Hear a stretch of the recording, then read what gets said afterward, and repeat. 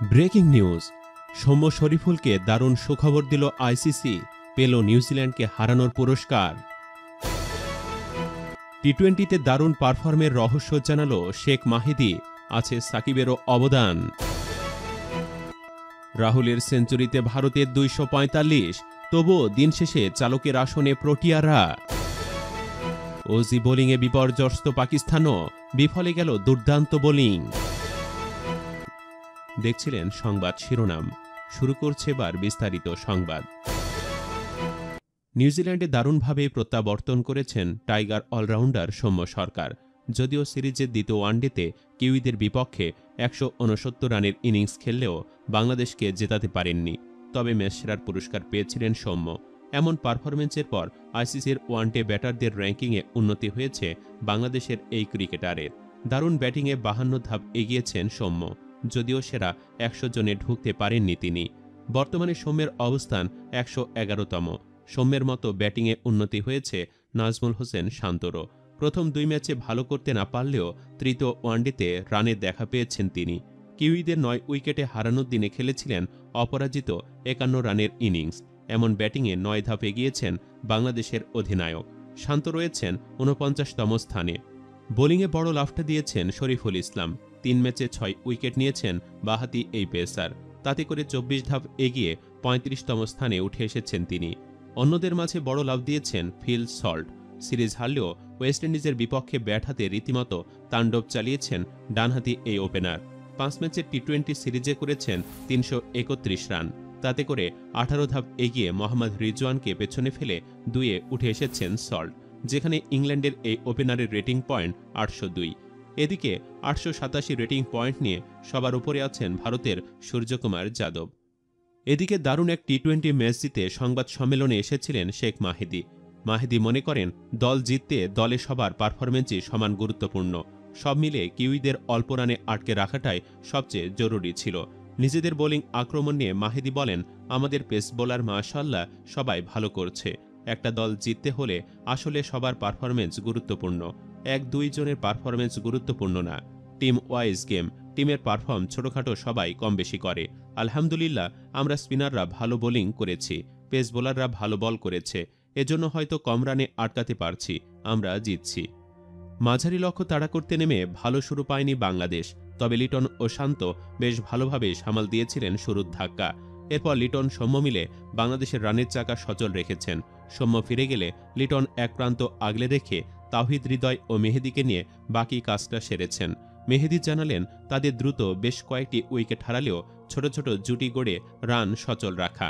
মাহিদি বলেছেন, যেহেতু লিটন লম্বা সময় ধরে ব্যাটিং করছিল, ও আসলে উইকেট ও ম্যাচ সম্পর্কে ভালো আইডিয়া হয়ে গেছে। হয়তো এই ম্যাচটা জিততে হলে আরও ছোট একটা জুটি হলে দলের জন্য ভালো। আমাদের ভালো জুটি হচ্ছিল, কিন্তু মাঝখানে 2-3টা ব্রেক থ্রু চলে গেছে। ওখান থেকে লিটন বলছিল ইতিবাচক থাকতে, জাস্ট নর্মালি যা হবে শেষ 2 ওভারে দেখা যাবে। শুধু এভাবে কথা বলে আমরা খেলছিলাম। গত বছরে নিউজিল্যান্ডের বিপক্ষে মাউন্ট মঙ্গানুই টেস্টে ঐতিহাসিক জয় পেয়েছিল বাংলাদেশ। শেষ 2টি টি-20 ম্যাচেও সেখানেই। মাহিদিও তাই সুখস্মৃতি প্রত্যাশায় আছেন। তিনি বলেন, আমরা তাকিয়ে আছি। মাউন্ট মঙ্গানুইতে টেস্টে আমাদের অনেক ভালো সুখস্মৃতি আছে, এজন্য টি-20তে ভালো প্রতিদ্বন্দ্বিতার সম্ভাবনা দেখছি পরের 2 ম্যাচে। জয়ের পর অনেকেই তরুণদের প্রশংসায় ভাসাচ্ছেন, বিপরীতে ধুয়ে দিচ্ছেন সিনিয়রদের, তবে এটা মানতেও পারছেন না অনেকে। তাদের মতে ব্যাপারটা এমন না যে শান্ত ক্যাপ্টেন্সি নিল আর আমরা সাথে সাথে টি-20তে জিততে শুরু করলাম। আজকের ম্যাচ জয় ছিল টি-20 ধারাবাহিক সাফল্যের একটা অংশ, এটা রাতারাতি হয় নাই। সজীব আহমেদ নামের একজন ক্রিকেট বিশ্লেষক জানিয়েছেন, এই জয় দীর্ঘদিনের প্রসেসের অংশ, যেটা শুরু হয়েছিল 2022 সালের এশিয়া কাপ থেকে সাকিব আল হাসানের নেতৃত্বে। টি-20তে ভয়ডরহীন ক্রিকেটের যাত্রা তখন থেকে শুরু হয়েছিল। তিনি বলেন, এর রেজাল্ট যদি দেখতে চাই তাহলে দেখতে পাই যে গত 1 বছর আমরা ধারাবাহিকভাবে ভালো করে আসছি।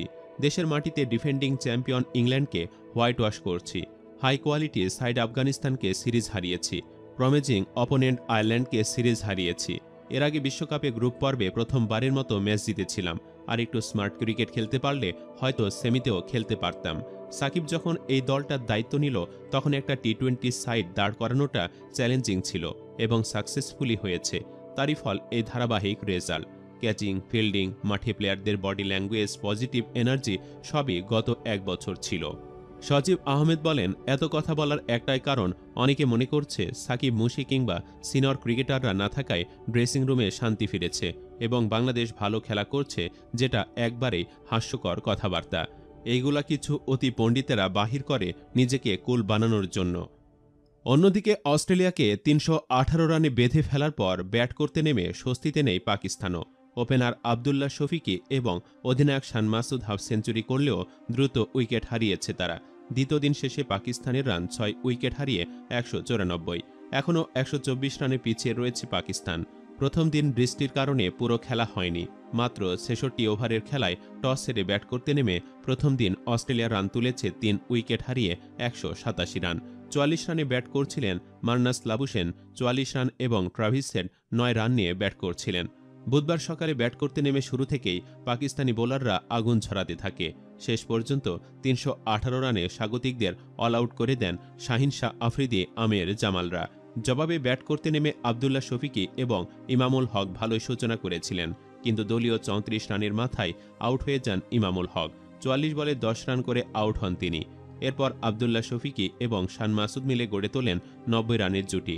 ৬২ রান করে আউট হন আবদুল্লাহ শফিকি। ১২৪ রানে গিয়ে তাদের জুটি ভেঙে গেলে পরের ব্যাটাররা আর দাঁড়াতে পারেননি বলতে গেলে। বাবর আজম ১ রানে, সৌদ শাকিল আউট হন ৯ রান করে, আগা সালমান আউট হন ৫ রান করে। এর মাঝে আউট হয়ে যান শান মাসুদও। ৭৬ বলে ৫৪ রান করেন তিনি। দিন শেষে ৬ উইকেট হারিয়ে ১৯৪ রান সংগ্রহ করেছে পাকিস্তান। ২৯ রান নিয়ে মোহাম্মদ রিজওয়ান ব্যাট করছেন। তিনি এখন পাকিস্তানের আশার প্রতীক। অস্ট্রেলিয়ার ৩১৮ রান টপকে লিড নিতে পারবে কিনা সন্দেহ। তবে রিজওয়ান টিকে থাকলে হয়তো পাকিস্তানের রান অস্ট্রেলিয়ার কাছাকাছি পৌঁছে যাবে।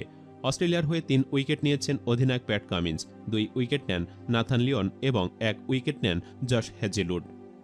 অপরদিকে রাহুলে ইজ্জত বেঁচেছে ভারতের। বাকি ব্যাটাররা কেউ ৪০-এর ঘরও ছুঁতে পারেননি। Lokesh Rahul one man show দেখালেন, একাই বুক চিতিয়ে লড়ে সেঞ্চুরি তুলে নিলেন।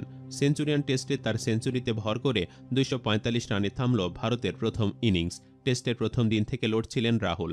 ৮ উইকেটে ২০৮ রান নিয়ে দ্বিতীয় দিন শুরু করেছিল ভারত। রাহুল অপরাজিত ছিলেন ৭০ রানে।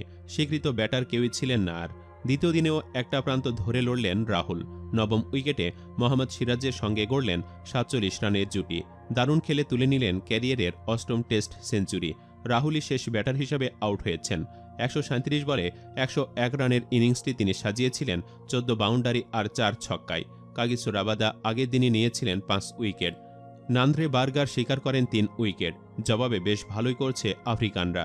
৩ উইকেটে পার করেছে ১০০ রান। সুপ্রিয় দর্শক, তরুণদের হাত ধরে অবশেষে সফলতা আসছে। আপনার মতে এই সফলতায় কি সিনিয়রদের অবদান নেই? হ্যাঁ অথবা না লিখে কমেন্ট বক্সে জানিয়ে দিন মন্তব্য। ভিডিওটি ভালো লাগলে অবশ্যই লাইক ও শেয়ার করুন, আর অবশ্যই চ্যানেলটি সাবস্ক্রাইব করে রাখুন। ধন্যবাদ।